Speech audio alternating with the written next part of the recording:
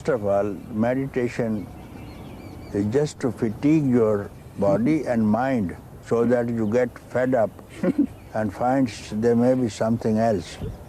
There may be something else, so he will be in search of a teacher. Then he will not tell him to meditate.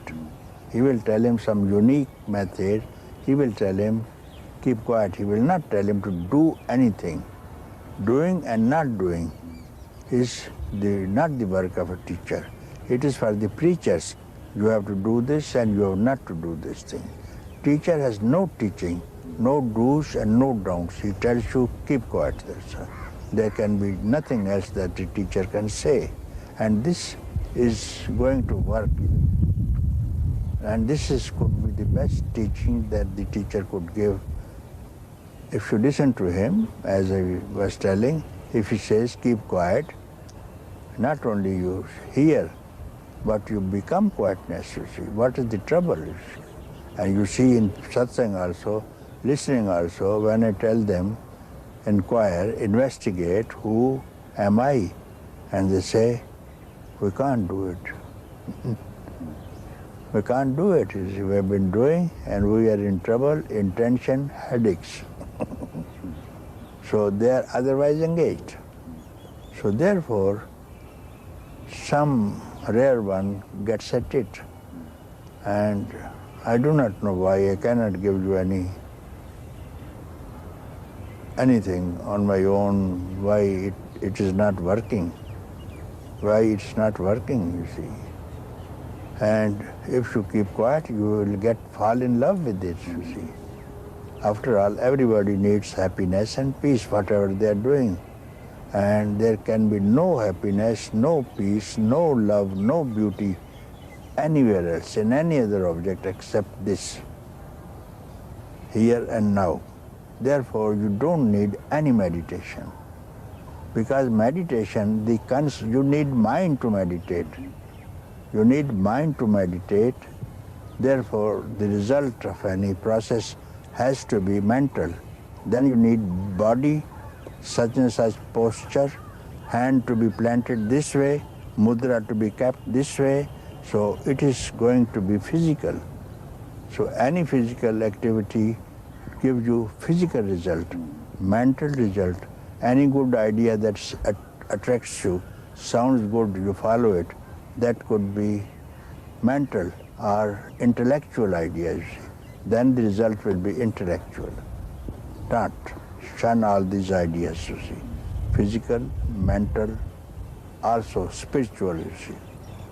So if you get rid of all notions, what you have heard, and ideas, then you are emptiness itself. To give up the intention to keep quiet. If they can't keep quiet, give up the intention to keep quiet, then what will happen? When you inquire, who am I? So it strikes at the root of the mind. There's no mind at all with this inquiry. I is the mind, you know. And now you are questioning. I is questioning to I itself. No one has ever questioned. Who am I? No one. Who are you? Who is he? Who is she? Who am I? No one ever has questioned. Therefore, it's the first time one can ask. So it's striking at the root of all creation, you see. Not person, striking the root of the creation. Then there will be no creation at all, and no creator also, and no beings also. It strikes to that depth, you see. Because the mind itself is a dust. So you cannot clean the dust with the dust. So if you have a mirror, it's dusty mirror, and you want to clean it, you bring some kind of dust and put another layer of dust. This is cleaning the mind. Another dust. So anything doing, any other method, you want to clean the mind with some yoga, or with some bhoga, or with some meditation, or whatever it is. So it is putting another dust on the mind. So what I say is keep quiet means is removing the mirror itself so that no dust can alight anywhere. So this is holiness, I mentioned.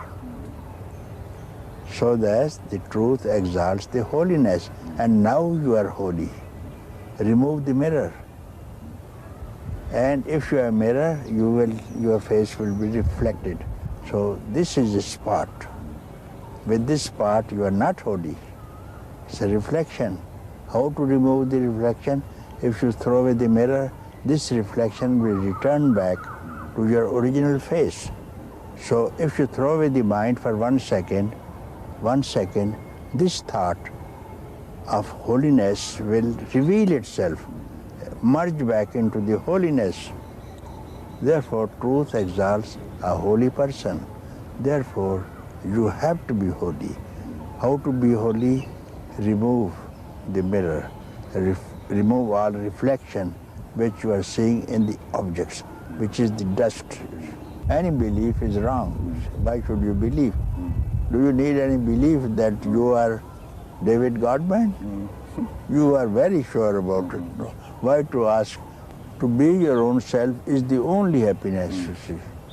All other happiness is to fatigue yourself and find out this is not the happiness.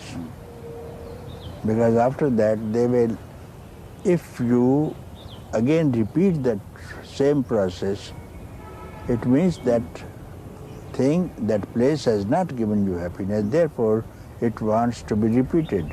Happiness is one. Happiness is one, but when you attribute it something which is not abiding, then it is different. Your happiness, when you say my happiness and your happiness, then it is not that happiness which I point at. I point at just happiness, not my happiness and not your happiness. And the difference only is that you are using my and you. If you remove you and me, then no difference.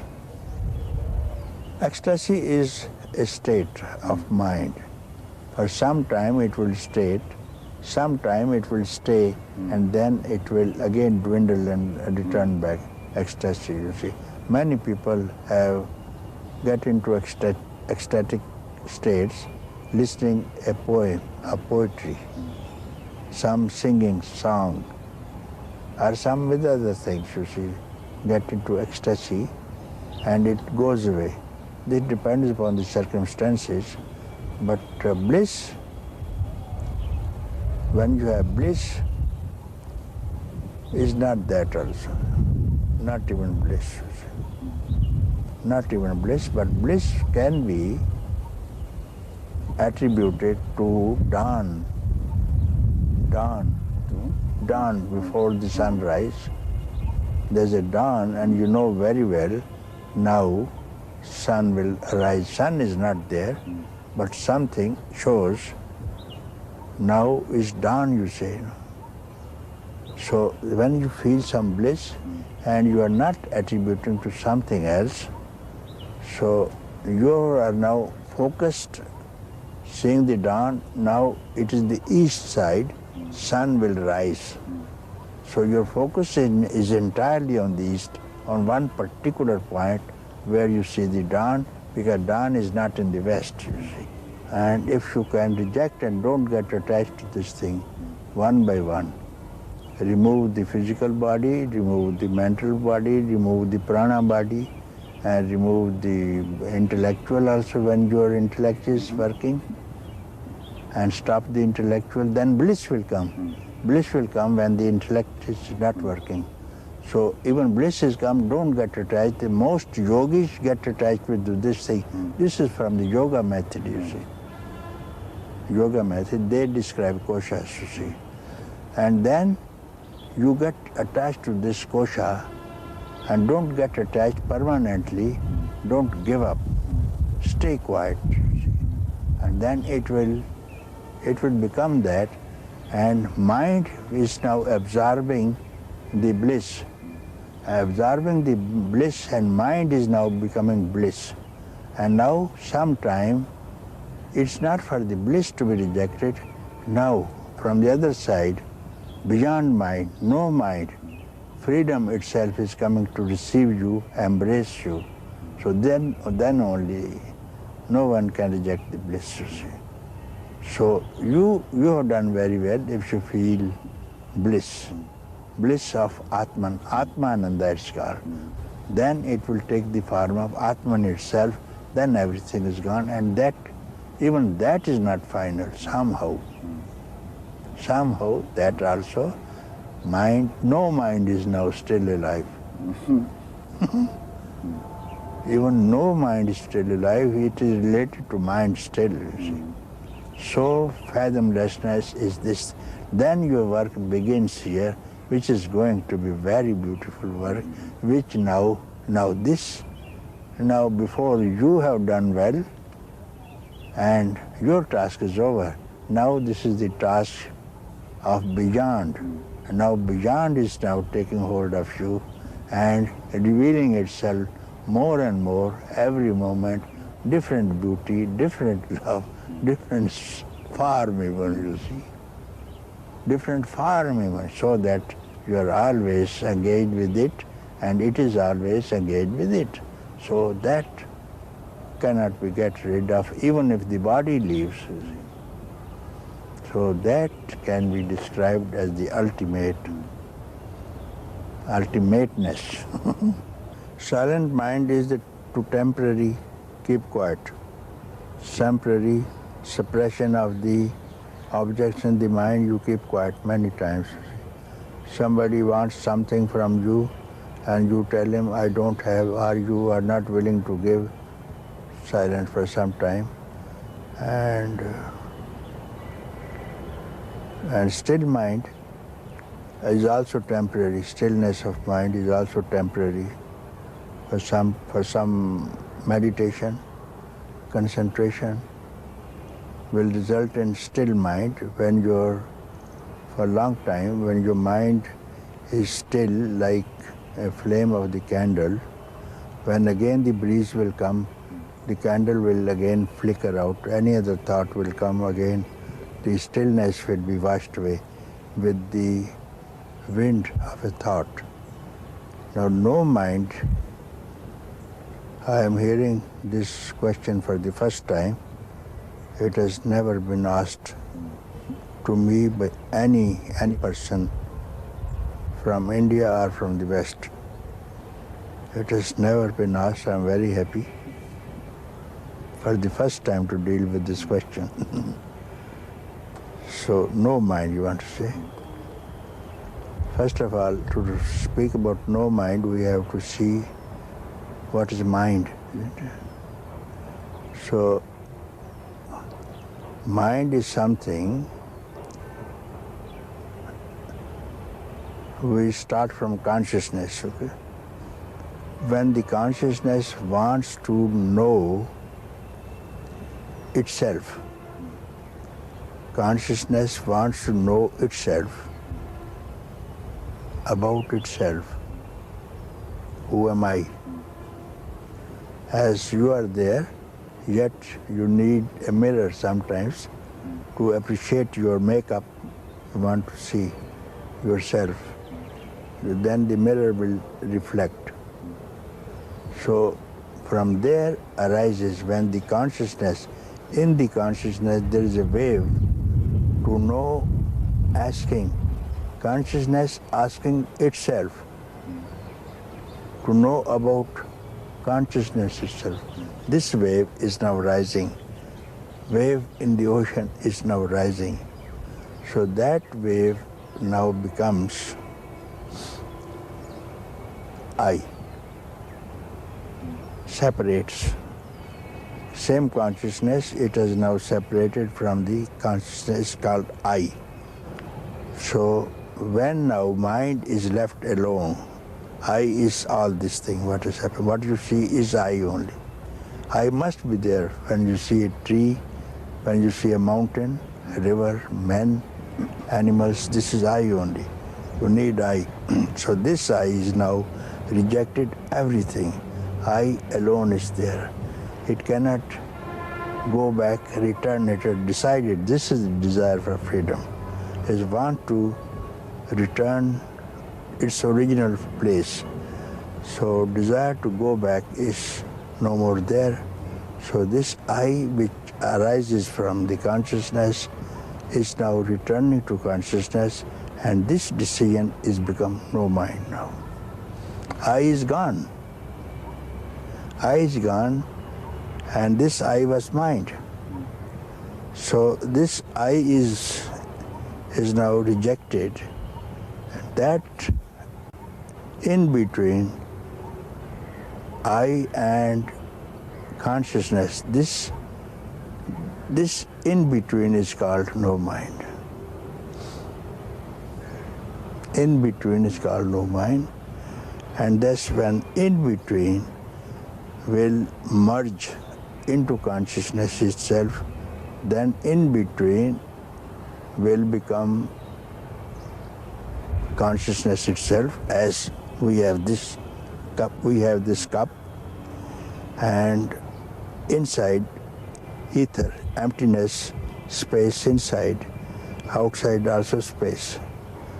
And we call it inner space, and this is outer space.